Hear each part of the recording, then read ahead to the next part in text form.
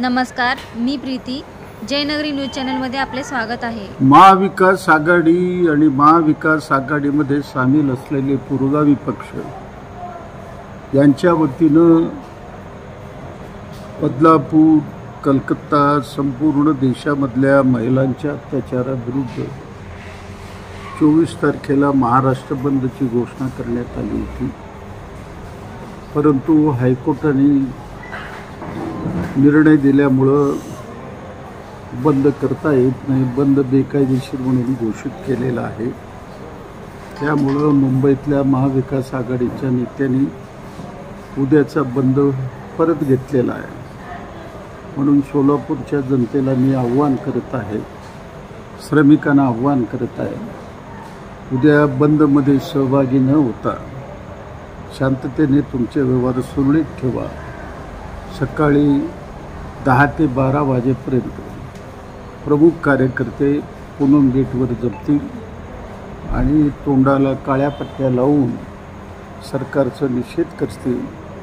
भविष्य काळामध्ये या महिलेचा सुरक्षेचा प्रश्न गंभीर बनलेला आहे. त्याला कशा पद्धतीनं संरक्षण द्यायचं याचा विचार नजीकच्या काळामध्ये आपल्याला करावं लागेल. देशाचे सन्माननीय पंतप्रधान बेटी बचाओ बेटी पढाओ अशी घोषणा देतात, परंतु दुर्दैवाने 3.5 वर्षाची मुलगी वासनेला बळी पडली. अशी 1 नाही 2 नाही, गेल्या 5 वर्षामध्ये 20,000 अल्पवयीन मुलीवर अत्याचार होऊन त्यांचं आयुष्य उद्ध्वस्त झालेलं आहे. 2022मध्ये सरकारने जाहीर केलं, देशामध्ये 4.5 लाख लोकांवर अत्याचार होऊन मर्डर झालेले आहे. 2023मध्ये 5 लाखापर्यंत आकडा गेलेला आहे. मोदी साहेब आल्यापासून या अत्याचारामध्ये, बलात्कारामध्ये, मर्डरमध्ये दुप्पट वाढ झालेला आहे. देशाच्या दृष्टीने अत्यंत दुर्दैवाची गोष्ट आहे. म्हणून महिलांना संरक्षण देण्याकरता तमाम जनता ही जागृत असली पाहिजे, अशा पद्धतीचं अपील करत असून उद्याचा बंद, मोर्चा, बाकी सगळे कार्यक्रम आम्ही परत घेत आहे. याची नोंद श्रमिकांनी, व्यापाऱ्यांनी आणि जनतेने घ्यावी.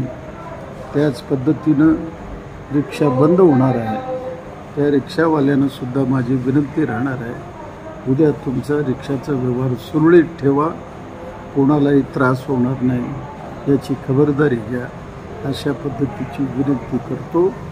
आणि या एकूण बदलापूरच्या घटनेचा मार्क्सवादी कम्युनिस्ट पक्षाच्या वतीनं तीव्र निषेध व्यक्त करतो. निषेध व्यक्त करण्याकरता शांततेने पूनम गेटकडे या असं आव्हान करत आहे.